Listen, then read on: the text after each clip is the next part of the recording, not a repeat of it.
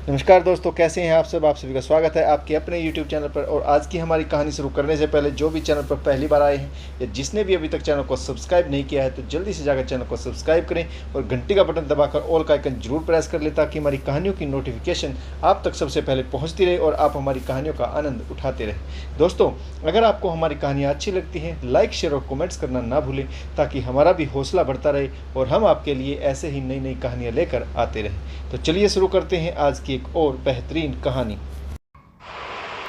गरिमा अपने नाम के अनुरूप हर रिश्ते की मान मर्यादा और गरिमा जानती थी। साधारण परिवार में जन्मी सुंदर सुशील गरिमा ने जैसे ही ग्रेजुएशन पूरी की, उसके लिए अमन का रिश्ता आ गया। अमन पटना में बड़ी कंपनी में एग्जीक्यूटिव इंजीनियर था।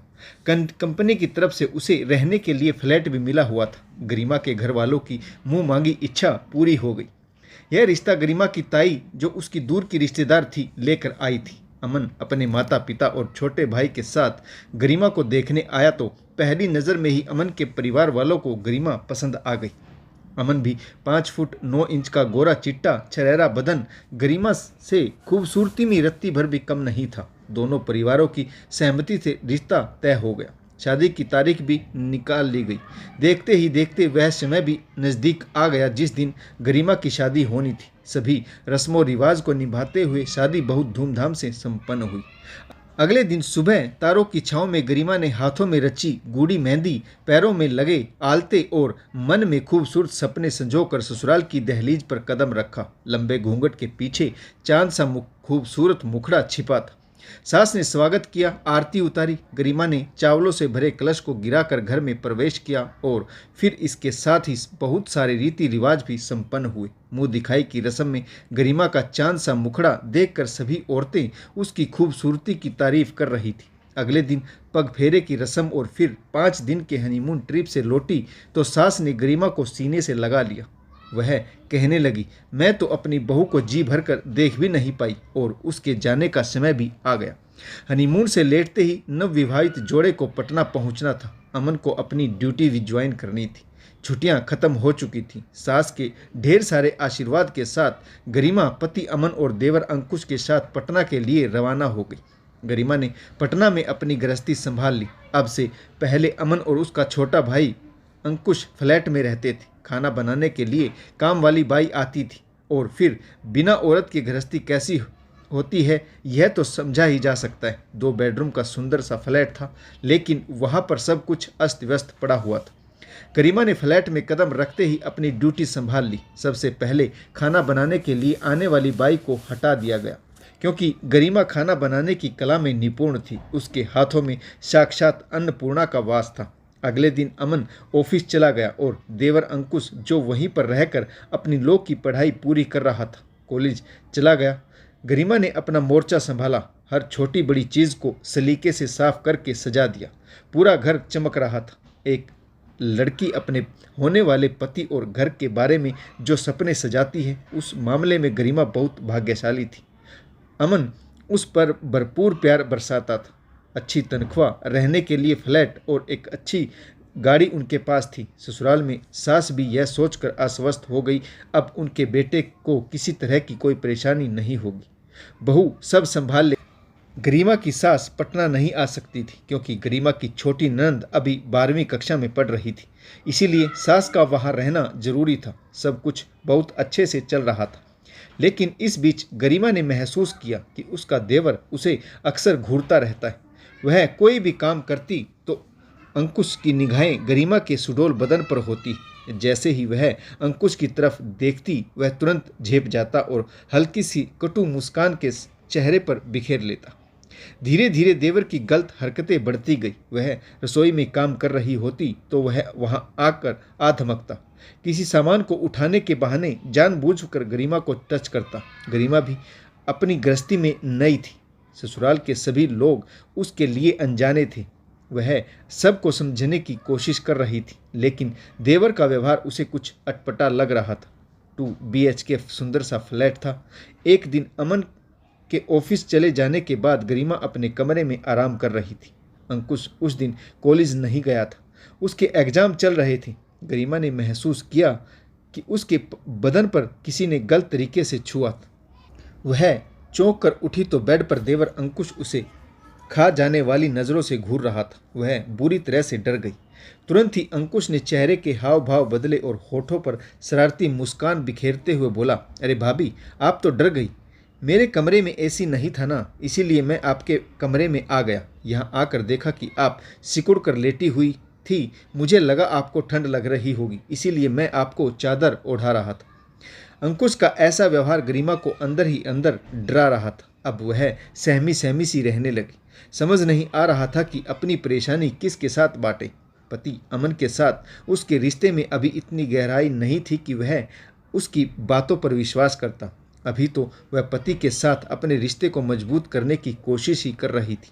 तो ऐसे में अंकुश का यह व्यवहार उसे परेशान कर रहा था। आखिर अंकुश अमन का छोटा भाई, उस पर गलत आरोप शायद अमन बर्दाश्त ना कर पाए। वह तो अभी 3 महीने पहले ही ब्याह कर आई। अमन और अंकुश का तो बरसों का रिश्ता है। गरिमा यह बात सास के साथ भी नहीं साझा कर सकती थी, क्योंकि सास आखिर सास ही होती। वह बहू का पक्ष क्यों लेगी? बहू तो एक दिन भी उनके साथ नहीं रही। सास बहू के बीच विश्वास की डोर अभी कच्ची थी, तो फिर कैसे गरिमा उनके बेटे की करतूत उनके सामने रख पाती? गरिमा के मायके में भी कोई स्त्री नहीं थी। पिता ने ही दोनों भाई बहनों को अकेले ही पाल पोस कर बड़ा किया था। भाई अभी पढ़ रहा है, उसकी शादी नहीं हुई। गरिमा अंदर ही अंदर घुट रही थी। वह अपनी बात किससे शेयर करे? देवर अंकुश गरिमा के साथ बाहर जाने का कोई मौका नहीं छोड़ता। जैसे ही अमन ऑफिस से लौटता, अमन और गरिमा कहीं घूमने फिरने या शॉपिंग का प्लान बनाते तो अंकुश बीच में ही टपक पड़ता, अरे भैया, अभी आप थक कर ऑफिस से लौटे, आप आराम करें। भाभी को शॉपिंग मैं करा लाता हूँ। भाभी, मैं आपको यहाँ की सबसे फेमस मार्केट में लेकर चलता हूँ। दोनों खूब मज़े करेंगे, आइसक्रीम, रबड़ी, फालूदा खाएंगे। भैया को आराम करने दो। अंकुश के शब्दों में अनावश्यक दबाव होता जो गरिमा को डरा देता था। अमन भी दिन भर का थका हारा अंकुश के प्रस्ताव को मान लेता और ना चाहते हुए भी गरिमा को देवर अंकुश के साथ शॉपिंग करने जाना पड़ता। अमन ऑफिस चला जाता। अंकुश कॉलेज से क्लास बंक करके जल्दी घर आ धमकता। वह समय गरिमा के लिए बहुत कष्टदायक होता। वह डरी सहमी अपने कमरे में कुंडी लगाकर बैठी रहती या फिर बालकनी में टहलती रहती। लेकिन अपने ही घर में ऐसा डरावना माहौल कोई कब तक बर्दाश्त करेगा? गरिमा के बदलते हाव भाव को अमन ने भी महसूस किया और उसने कई बार पूछा भी था कि तुम्हें कोई परेशानी तो नहीं। इस पर गरिमा बात टाल देती। गरिमा के ऐसे स्वभाव के पीछे अमन बदलता परिवेश और नए लोगों को मान रहा था। वह गरिमा से कई बार कहता कि अपनी कोई सहेली बना लो, किट्टी पार्टी ज्वाइन कर लो या फिर कोई कोर्स ज्वाइन कर लो। तुम्हें सहेलियां मिल जाएंगी और तुम्हारा मन भी लग जाएगा। परंतु गरिमा तो किसी और ही अंतर्द्वंद से जूझ रही थी। ऐसे वातावरण में वह मौज मस्ती करने के बारे में सोच भी कैसे सकती थी? एक दिन गरिमा की मौसी की बेटी शिल्पा का फ़ोन आया। शिल्पा पढ़ी लिखी आधुनिक विचारों वाली लड़की थी। वह अपनी कंपनी के काम के सिलसिले में पटना आई हुई थी।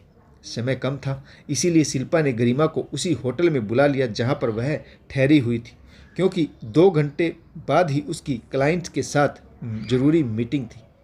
गरिमा शिल्पा के बताए हुए एड्रेस पर पहुंची और वह शिल्पा को देखकर फपक कर रो पड़ी। शिल्पा भले ही गरिमा से उम्र में छोटी थी, परंतु बाहरी दुनिया की उसे खूब समझ थी। वह बिंदास तरीके से जिंदगी जीने वाली लड़की थी। शिल्पा ने गरिमा से पूछा, जीजू तो बहुत अच्छे हैं, नौकरी भी अच्छी है, रहने को फ्लैट है, गाड़ी है, फिर तुम्हें किस बात की परेशानी? देखो, तुम्हारे चेहरे पर नई नवेली दुल्हन जैसी कोई रौनक नहीं। अभी 3 महीने ही तो शादी को हुए और तुम ऐसे लग रही हो मानो 2 बच्चों की माँ बन गई हो। शिल्पा ने हंसते हुए गरिमा को छेड़ा। गरिमा ने एक एक करके अपने देवर की गलत हरकतों के बारे में बताया तो शिल्पा चौंक गई। गरिमा बोली, अब तू ही बता शिल्पा, मैं क्या करूं? क्या अमन से सब कुछ बता दूं? क्या वह मेरी बात पर विश्वास करेंगे? शिल्पा बोली, तू बहुत भोली है मेरी बहन। भला अमन जीजू तेरी बातों पर विश्वास क्यों करेंगे? अभी तुम्हारी शादी को दिन ही कितने हुए? ऐसे में क्या जीजू यह आरोप अपने भाई पर बर्दाश्त कर पाएंगे? गरिमा की आंखें फिर से नम हो गई और वह बोली, तो फिर तू ही बता, मुझे क्या करना चाहिए? शिल्पा बोली, हर इंसान को जीवन में कभी ना कभी अपने लिए खड़ा होना ही पड़ता है। अंकुश को लग रहा है कि तुम कमज़ोर हो। उसकी घूरती नज़रों के सामने तुम काँप जाती हो। वह तुम्हारे मन के डर को अपनी ताकत बना रहा है। यह बात तुम किसी से कहोगी, बल्कि अंकुश को तुम खुद ही सबक सिखाओगी। मैं इस तरह की मन स्थिति वाले लड़कों को अच्छी तरह से समझती हूँ। यह शहर में पढ़ने नहीं आते, बल्कि अच्छे घरों की खूबसूरत लड़कियों के पीछे भंवरों की तरह मंडराते रहते हैं। ऐसे लड़कों के साथ गंभीरता से निपटा जाता है। पहली बात यह कि तुम साफ तौर पर अपने देवर से कह दो कि तुम्हें उसका अपने कमरे में आना और अपने बेड पर लेटना पसंद नहीं।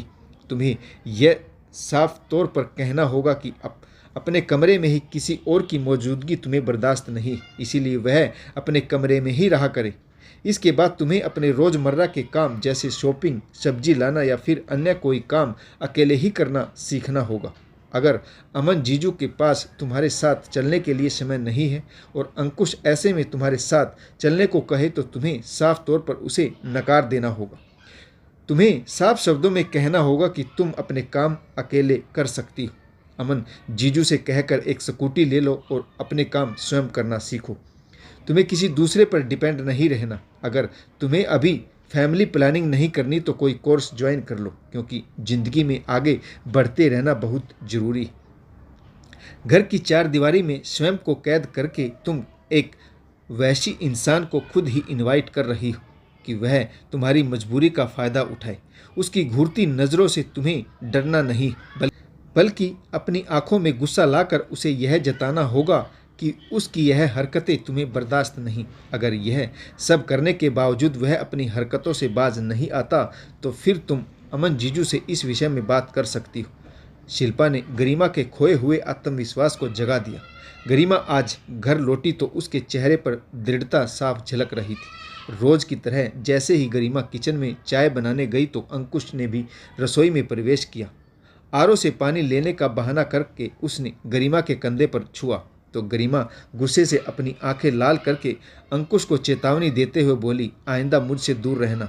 हर रिश्ते के बीच उचित दूरियां होना जरूरी है। हर रिश्ते की अपनी मर्यादा होती है। तुम अपनी मर्यादा लांघ रहे हो। मैं इतने दिनों तक तुम्हारी हरकतें सहती आ रही हूँ। इसे मेरा डर या मजबूरी मत समझ। अगर आइंदा तुमने इस तरह की कोई हरकत की तो मैं तुम्हारे भाई को सब बता दूंगी। अंकुश झेप गया। उसे गरिमा से इस तरह के व्यवहार की उम्मीद नहीं थी। वह बोला, अरे भाभी, मजाक करना मेरी आदत है।